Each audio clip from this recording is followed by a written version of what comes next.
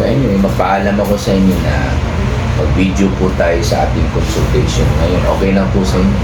At saka ipopost natin sa ating soon na Dr. Jeffo YouTube channel. Okay lang ako. Para mapanood tayo ng ating mga audience para alam nila kung anong mga dapat gawin kung meron sakit para maiwasan po din nila para hindi sila magkasakit. Okay lang po yun. Sige. Tapos, ano pong problema natin ngayon, sir? Problema na kabaga kung ubog sipon. Ilan araw na po yung ubo ninyo? Actually, Dok, patong January, on off. January pa, on Oh. off. Hindi kayo nagpa-doktor? Hindi po. Anong kulay ng plema ninyo? Yellow, puti, green. So, parang yellow. Yellow na. Eh pag bang yellow na, mukhang bacterial infection na po yan. Bacteria na po yan. So, Pag yellow. Makati po yung lalamunan ninyo. Hindi naman kayo. Pero minsan makati. Opo, pag muubo ko, May sipon po kayo? yes po. Anong kulay ng sipon? Yellow rin o puti? Yellow. Nagsisigarilyo po kayo? Pero na po, last year, hanggang na po. So stop smoking Last year. last year, ha? So since this year, 2024, so yun na po ang New Year's resolution po ninyo. Yeah. Bait naman. Bakit? May asawa na ba kayo? Ano ko yung anak, Dok? Ayun, dapat lang. Kailangan good model po kayo sa anak ninyo. Hindi pwede kayo magsigarli. Kahit wala pa kayong anak, kailangan, Kubakol ko na kong anak. kailangan sundin po niyo ang gusto ng Panginoon. Kasi ang sigarilyo po produkto ng demonyo yan. Nakakasira sa katawan ninyo yan. Tsaka isa pa, makasalanan yan. Pupunta kayo sa impyerno pag hindi kayo magtigil. Kasi ang sigarilyo, sinisira niyo yung katawan ninyo. Hindi naman katawan mo yan Pinapahiram lang sa atin yung lahat ng katawan dito sa mundo. Pinahiram lang sa inyo yan. Kaya huwag mong sisirain kasi hindi kayo ang may-ari ng katawan ninyo. Kaya bawal na bawal yung mga produkto ng demonyo katulad ng sigarilyo at alak. Ha? Okay? So, wala kayong lagnat? Wala po. Ano na-try po ninyo ng gamot? Clonosil. Okay? Sendex. Okay, para sa kate. Nag-try na po kayo ng antibiotic? Wala pa po. Kunin ko po muna yung blood pressure ninyo, ha? May high blood po kayo? Wala po.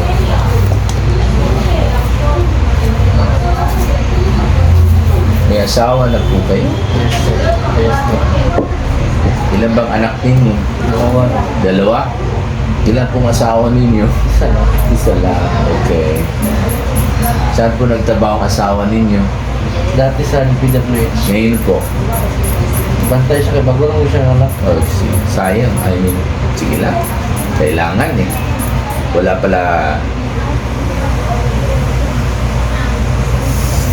Wala kayong mga nanay ninyo. Pero lalo na mo, trabaho na siya balik. Ayun. So, sino magbantay sa Mama. Yun. Mama po ninyo. Kaya, pag isa lang nagtatrabaho. Ayun siya po. Pero plano mo na ako na abroad ko. Anong balang mo? Butchery? Yes. Sabi ko nga ba? Kasi yun ang yun ang medyo babaw mo yun. Si Mate. At saka dahil sa katawan ninyo, talagang at matangkad. At least kaya-kaya niya. Huwag ka lang magtamad. Mag-training ka nga. Saan ka mag-training? Digos? Tapos ako din po training. Saan kayo nag-training? Diyan lang sa Malabo? landmark. Landmark dito? Ako. I need shop on that. So, nag-apply na po kayo? Nag-exam na po ako. Kailan? Next month siguro, Dok. For IELTS, kailangan requirements mo sa international language. Mataas ang BP ninyo. Alam ninyo yan, no? No? May nagsabi na po sa inyo, no? Mataas ang BP. Pag inom kayo ng gamot, baka mamaya, hindi kayo makalusot sa medical, medical examination kung mag-apply kayo sa abroad. 150 over 100. Ngayon? Opo. Alam naman ninyo yan, di ba? Di ba? Magsabi ka ng totoo. Tinigil mo ata yung gamot Wala ka ba maintenance, Dok? Ayan. Pero sinabihan kayo dati na mataas ang BP ninyo. Dugay na po. Buhay pa ba? Dugay means matagal na daw. Pero may high blood kayo. Kasi stage 2 na kayo, over 100. Napabayaan na yan for 1 to 2 years more or less. May lahi po kayo. Mama, papa, may high blood rin. Side sa mga papa. Okay, pakitanggal yung si Amis. Okay. Malaking tonsil mo pero hindi naman po namamaga. Okay, so dati na yan. Lumaki yan dati dahil sa tonsillitis. Pero uminom lang ata kayo ng antibiotic. Hindi kayo uminom ng anti-inflammatory. Ayan, nawala yung infection pero hindi bumalik sa dating size yung tonsils ninyo. Kasi hindi po kayo uminom ng anti-inflammatory. But at any rate, okay yan. Hindi po. Mawawala rin yan. Mawawala rin yan kasi pag tumatanda po tayo, yung tonsil natin ay lumiliit. Hinga, pakibaba ninyo ito para pantay. Hinga kayo malalim. Exhale. Sige pa. Exhale. Inhale. Exhale. Inhale. Exhale. Inhale. Inhale. Exhale. Inhale. Exhale. Inhale. Exhale. Inhale. Exhale. Exhale. Nagkaroon po ba kayo ng sinusitis ever since?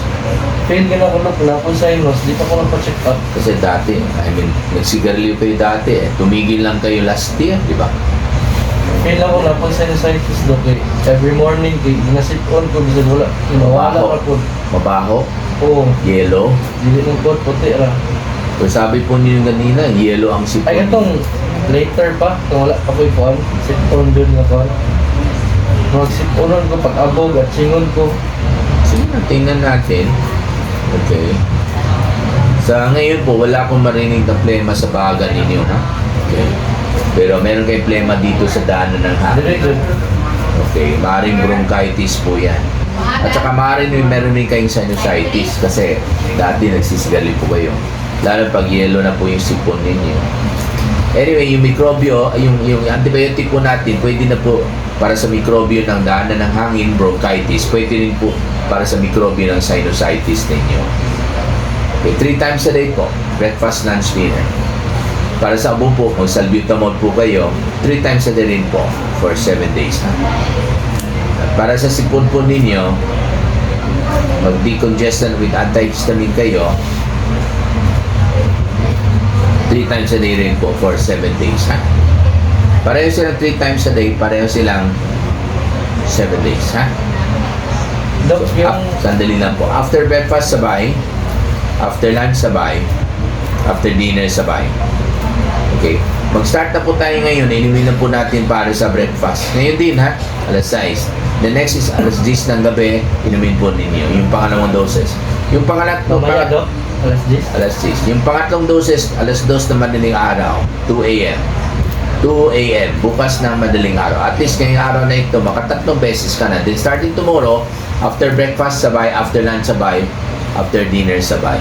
Yung para sa high blood po ninyo, minu na po kayo ng gamot para sa high blood, ha? Maglosartan po kayo once a day muna. Every morning. Every morning. Ngayon din, ha? Every morning. Tapos magbalik kayo dito April 21, Sabado. Or make it April 20, Friday. Before maubos yung gamot ninyo, kailangan bumalik kayo dito April 20. Kasi titingnan po natin kung okay na ba yung blood pressure ninyo. Kung medyo mataas pa, kailangan twice a day na po natin. Pero pag normal na po yung blood pressure ninyo, maaaring pwede na po once a day at kailangan po i-maintain na po yung gamot ninyo. Yung pagkabilar, Dok, masani ko niya na pag-high. Late matulog, pwede rin. Kasi late ako natutulog. Kasi stress pwede rin. Bakit late kayo natutulog? Sumasayaw ko sa paggabi, Dok. Sayaw. Bakit sumasayo kayo? Dancer ko siya, Dok. Dancer. Ano ka, DI ka? Dancing instructor? Or meron kayong group? Grupo. Saan kayo sumasayaw? This year lang, Dok. Sumayaw kami Singapore. Talaga? Naka-bronze medal kami doon. Anong contest yan? World Supremacy Battle Asia. Talaga? Ilan kayo sa grupo niyo? Ilan kayo? State. 16, ha? Okay. Magkano ang premyo sa bronze? Maliit lang, Dok. 1,000 or $2,000 lang yun. So, Singapore, 1 is to ano doon? mga 40,000 na pa. To 16 kayo. Opo. Sinong gumastos sa pamilete ninyo? Kami lang po. Ay, parang lugi ata. No? Oo, kasi pride lang yung pinagawa ng Experience. experience, pride. Kaya huwag muna kayo magsaya. Okay? Huwag muna. Kung pwede. Okay? Habang hindi pa bumaba yung BP mo, wag muna kayo sumayaw. Baka mamaya aakyat lalo yung BP ninyo puputok yung ugat ninyo ma-stroke po kayo. So while your blood pressure is not yet controlled, I will advise you not to engage in any stressful night activities because you have to sleep early. More so when meron kayong umuwi. Okay? Maraming salamat po. Pag meron kayong problema sa gamot at saka sa sakit ninyo, meron kayong itatanong, mag-text kayo o magtatawag kayo sa akin, ha? Okay? Ingat tayo dito. Hi, thank you for watching. Okay.